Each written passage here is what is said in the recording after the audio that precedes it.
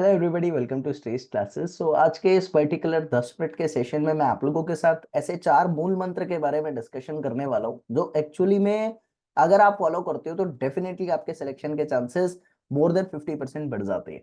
तो कौन से ऐसे 4 मूल मंत्र है, कौन सी ऐसी 4 गलतियां हैं, कौन से ऐसे 4 पिलर्स हैं जिनका आपको सपोर्ट लेना है और अपने फ्यूचर के स्लैब जो है वो स्टेबल बनानी है, वो स्टैटिक बनानी है। तो जनरली मैं बात करता हूँ यहाँ पर, जब मैं बच्चों से बात करता हूँ तो अक्सर मुझे बच्चे ये बात कहते हैं कि सर ये कंसेप्ट तो मतलब हम करते हैं, लेकिन क्वेश्चन देखने के बाद वो क्वेश्चन हम रट लेते हैं कि ये पेपर में आ गया। तो क्या आप लोगों को लगता है रटने से काम चल जाएगा? अरे आप अगर सोच के देखो तो आप लोग अपने जेई की प्रिपरेशन लगभग 8 महीने की ड्यूरेशन में कर लेते। एक कोर्स की ड्यूरेशन 8 महीने रहती है एवरेज। उस 8 महीने की ड्यूरेशन के बाद ये भी पक्का नहीं है कि आपका उसी टाइम सिलेक्शन हो जाएगा, और ये भी पक्का नहीं है कि आपका 2 साल में भी हो जाएगा, और ये भी हो सकता है कि आपका फर्स्ट अटेम्प्ट में भी सिलेक्शन हो जाए। तो मैं एक एवरेज मान के चलता हूं कि आप लोगों को 1 साल तैयारी करनी पड़ेगी। आपने अगर 8 महीने पहले कोई कंसेप्ट पढ़ा है और आपने उसके क्वेश्चंस को रीड कर लिया है, क्योंकि आपको पता है जेई के अंदर वन लाइनर क्वेश्चन बहुत ज्यादा आते हैं, आपको लगता है आप 1 साल तक उसको रट पाओगे? नहीं। तो रटने की भी एक कला होती है कि अगर मैं आप लोगों को कहूं भाई आपने कोई भी पर्टिकुलर कंसेप्ट को बहुत रीजन के साथ समझा है कि ऐसा क्यों होता है, उसकी इंजीनियरिंग को समझा है, बिलीव मी आप उसको भूल नहीं पाओगे। फिर आपको याद करने में बहुत ज्यादा आसानी होगी। जैसे मैं आपको बता देता हूं कि मैंने आपको एक नाम बोला सोनू, और मैंने कहा बस इसको याद कर लो। हो सकता है 1 साल 2 साल 3 साल बाद वो नाम भूल जाओ आप। लेकिन अगर मैंने ये कह दिया कि ये एक लड़की है, लड़की दिखा दी या लड़का दिखा दिया, और मैंने कहा ये सोनू है, तो आप समझ सकते हो आपको वो 5 साल तक भी याद रहेगा। आप मेरी बात को समझे। तो यहां सबसे बड़ी जो हमारी गलती है वो उस पर हम फोकस करेंगे। और ऐसे कौन से मूल मंत्र हैं, सबसे पहले आ जाओ आप लोगों का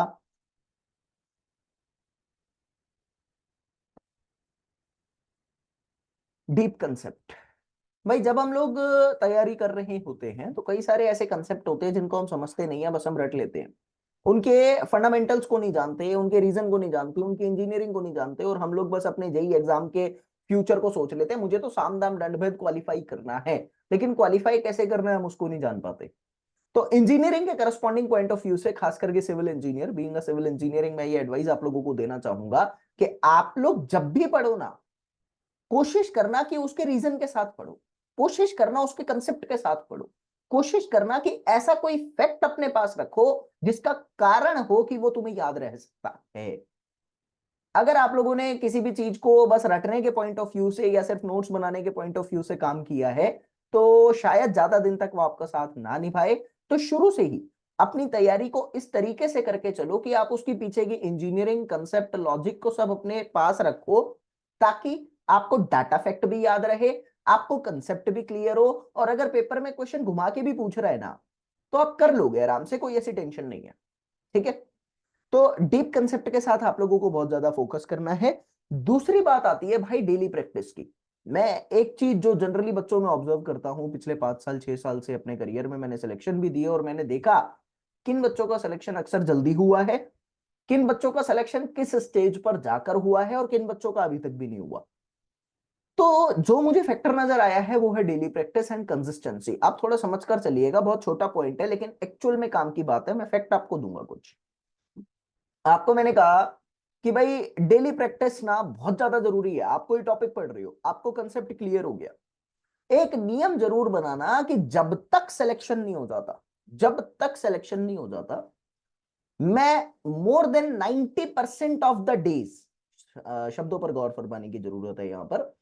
मैंने आपको कहा कि 100 दिन में से 90 दिन ऐसा होना चाहिए, 10 दिन का गैप मैं मान के चलता हूं, तबीयत खराब कहीं जाना ये वो, 90 दिन से ज्यादा दिन ऐसा होना चाहिए कि आपका कोई भी दिन बिना प्रैक्टिस के ना जाए।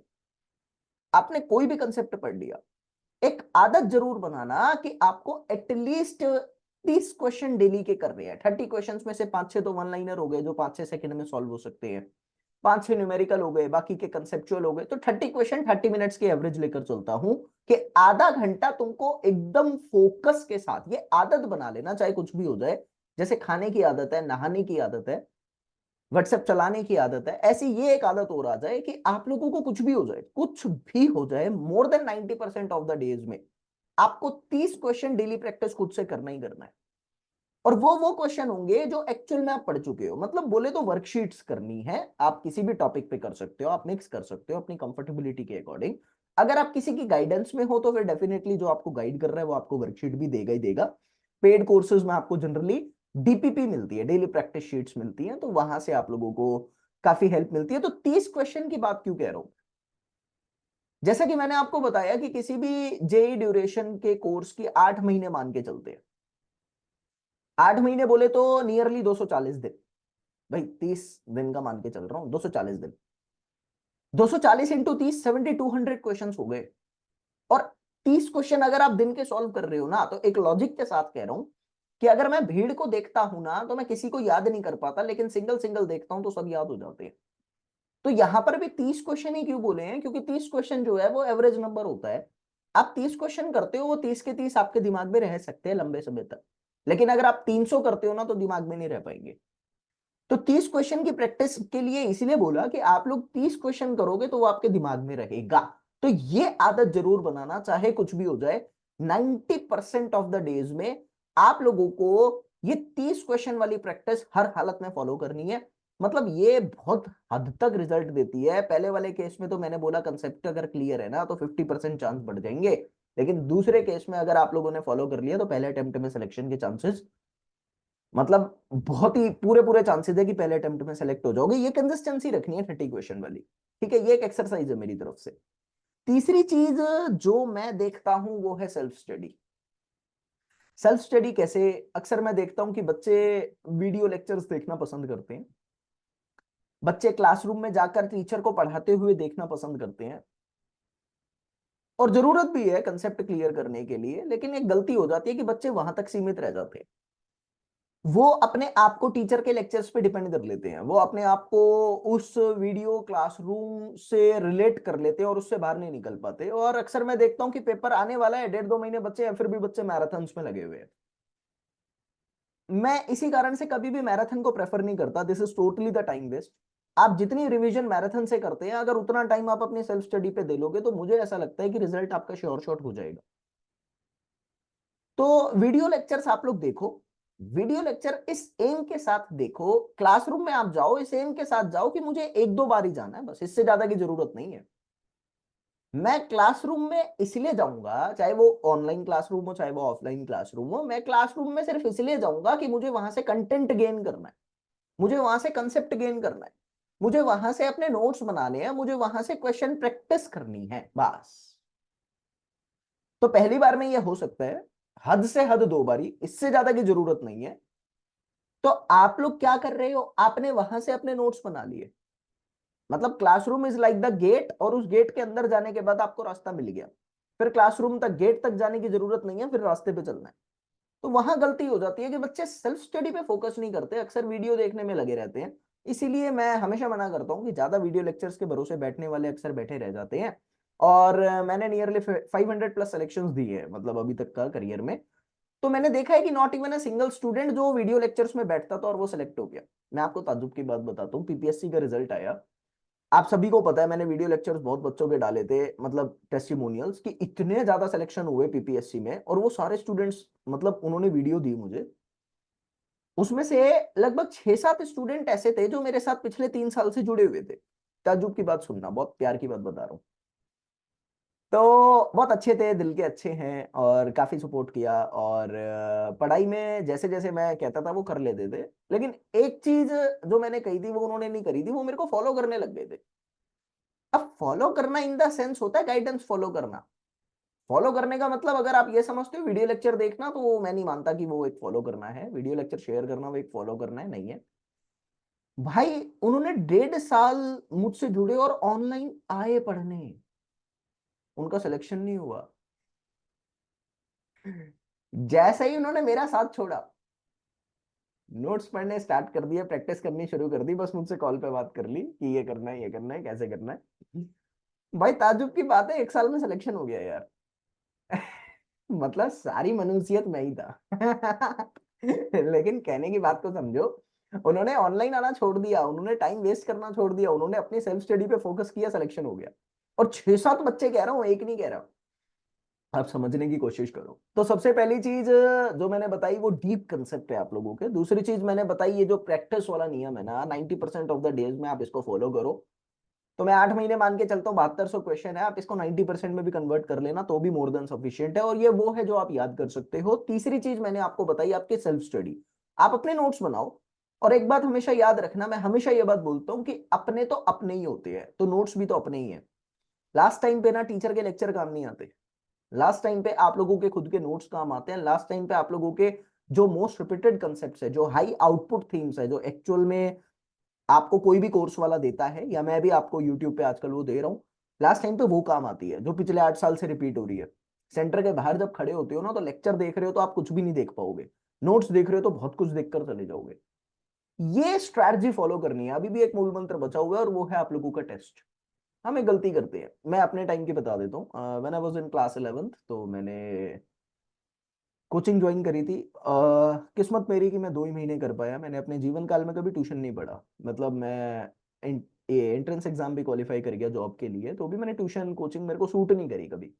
फिर फाइनेंशियली मैं स्ट्रांग कम था थोड़ा सा, तो मैंने भाई ज्वाइन किया, और गलती क्या कर दी कि वो वीकली टेस्ट लेते थे, फिर मंथली टेस्ट भी होता था, एक मेगा टेस्ट। मैं टेस्ट ही नहीं देने जाता था, और मैं क्या करता था कि अरे ये क्वेश्चन मैं बाद में कर लूंगा, मतलब प्रोकास्टिंग नेचर शो करता था। बिलीव में मुझे बहुत भुगतना पड़ा था वो। When I was in class 11th मुझे भुगतना पड़ा था। तो हम यही करते हैं बस, हम जब तैयारी कर रहे होते हैं ना, तो टेस्ट नहीं देते। आप पहले दिन से ये नियम बनाना, पहले दिन से 6 दिन आपने हफ्ते में पढ़ा, तो 6 दिन में भाई एटलीस्ट 6 कंसेप्ट तो पढ़ ही लोगे। उस 6 कंसेप्ट के 180 क्वेश्चन बन गए आपके। अगर मैं अपने कोर्स की बात करता हूँ, जो मैं 25 के लिए लॉन्च करूंगा, उसके हिसाब से आप लोगों को डीपीपी मिलेगी डेली। ठीक है, मतलब आपने जो भी पढ़ाई करी है उसके हिसाब से 30 क्वेश्चन क्या कंसेप्चुअल बन सकते हैं, गेट, आईएएस, एई, जेई के सारे लेवल के, और मेरे सेल्फ मेड क्वेश्चन वो आपको मिलेंगे। 180 क्वेश्चन प्रैक्टिस आपने करे हैं, आप टेस्ट देने के लायक नहीं हो गया? अरे वीकली टेस्ट 30-35 क्वेश्चन का ही तो होगा, और कितना होगा, उसमें से आप टेस्ट देने लायक नहीं हो। लेकिन आप सोच के देखो, 6 दिन आपने पढ़ा और 7वें दिन आपने टेस्ट दिया, क्या कॉन्फिडेंस नहीं आएगा? बौकाल आ जाएगा, दिमाग में वो चीजें बस जाएंगी। तो ये टेस्ट जो है ना, इससे भागना नहीं है, जबरदस्ती देना है, जबरदस्ती देना है, मेरे कहने से देकर देखना। ये हो सकता है इग्नोर लग रहा होगा, ज्ञान की बात लग रही होगी, बट ये ज्ञान नहीं है, ग्राउंड रियलिटी की बात बता रहा हूं। Test is a kind of संग्राम, बिना लड़े एक्सपीरियंस नहीं हो सकता, और जो लड़ गया वो कर गया, याद रखना। तो वीकली टेस्ट और मंथली टेस्ट मस्ट है सबके लिए। मतलब औरों का तो मुझे पता नहीं है, जैसे मैं आप लोगों के लिए जो कोर्स लाता हूँ वो ऑल जेई कोर्स होता है, और अभी मैं सारा रिलॉन्च करूंगा नए लेक्चर्स के साथ ना। तो उसमें मैं क्या करूंगा, आप लोगों का लेक्चर के साथ 20 मिनट का एक वॉइस सेशन रखूंगा, जिसमें आपसे डायरेक्ट बात होगी मेरी हर हर लेक्चर के बाद, और उसमें आपके सारे कंसेप्चुअल डाउट्स, सारे डाउट क्लियर होंगे। मतलब लाइव डाउट डिस्कशन होगा उसमें। तो ये मेरा नया सिनेरियो है, और उसके साथ मैं आपको डीपीपी दूंगा। डीपीपी मतलब डेली प्रैक्टिस शीट्स हो जाता है आप लोगों का। जो भी आप पढ़ोगे उसके रिस्पेक्ट में जितने इंपॉर्टेंट क्वेश्चंस बनते हैं वो डेली मिलेंगे, वो आप खुद करोगे, मैं नहीं करवाऊंगा, खुद करोगे आप। तो लेक्चर जो होगा वो आईएएस कंटेंट आपको दूंगा मैं सारा का सारा, जिससे आपके ऑल ओवर इंडिया में कोई भी सिविल इंजीनियरिंग का एग्जाम हो, सब क्लियर हो जाएंगे। ठीक है, तो वो one stop solution for every exam रहेगा। और उसमें एक बेनिफिट और होगा ना, जैसे आप लोगों को जो वीकली टेस्ट मिलेगा ना, वो तो सॉल्व करना है, मस्ट है।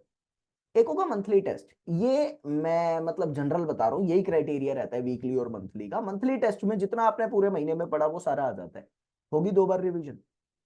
और वो 4 टेस्ट जो आप लोगों ने महीने में दिए, मैं कह रहा हूं 2 महीने आदत नहीं पड़ी, तीसरे महीने आदत भी पड़ेगी, कॉन्फिडेंस भी आएगा, और बिना दिए मन नहीं लगेगा। It is a kind of exercise, या it is a kind of अफीम का नशा। शुरू में अच्छा नहीं लगता, बाद में इसके सिवाय कुछ अच्छा नहीं लगता। सच्चाई है भाई। तो ये 4 मूल मंत्र हैं। सबसे पहले डीप कंसेप्ट के साथ पढ़ाई करो, रटना नहीं है, रटा हुआ कितने दिन चल जाएगा, और इंटरेस्ट भी नहीं आएगा, थोड़े दिन में थक जाओगे। ठीक है। दूसरी बात आती है आप लोगों का सेल्फ स्टडी, इसके बिना काम नहीं होगा। मतलब जितनी हो सके सेल्फ स्टडी, डिपेंडेंसी खत्म करो। बस लेक्चर में आया तो कंटेंट गेन और कंसेप्ट गेन क्लियर करने आया हो बस, और उसको और कुछ नहीं है।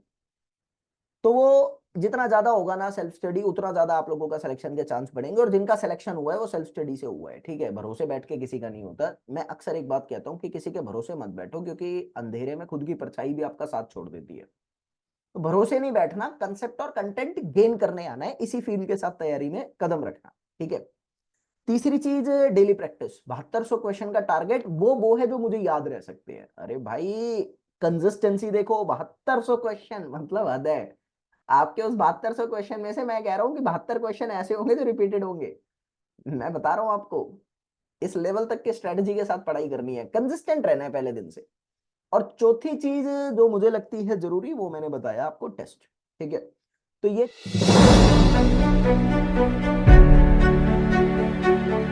मेरा गेट क्लियर होना और एनआईटी मिलना मेरे लिए बड़ी बात है, और ये सब पॉसिबल हो पाया सिर्फ निखिल सर की हेल्प की वजह से। मेरा सिलेक्शन हो गया है। मैं पिछले 2-3 सालों से निखिल सर से प्रिपरेशन करता आ रहा हूँ। तो निखिल सर ने अच्छा कंसेप्ट करके दिया था। तो मैं निखिल सर की स्टूडेंट हूँ और थैंक्स टू निखिल सर। मैं निखिल सर जी को दिल से बहुत बहुत धन्यवाद करना चाहता हूँ। निखिल सर और उनकी पूरी की पूरी टीम का तो दिल से शुक्रिया अदा करना चाहता हूँ। Thank you Nikhil sir. Thank you very very much Nikhil sir. Thank you Nikhil Goyal sir. Thanks lot to Nikhil sir as well. और निखिल सर का लेक्चर तो था ही। निखिल सर की क्लास से बहुत कुछ सीखा हूँ। मैं निखिल सर की वीडियो स्टार्टिंग से देखता था। इस सारी मेहनत जो भी है वो with the guidance of Nikhil sir है।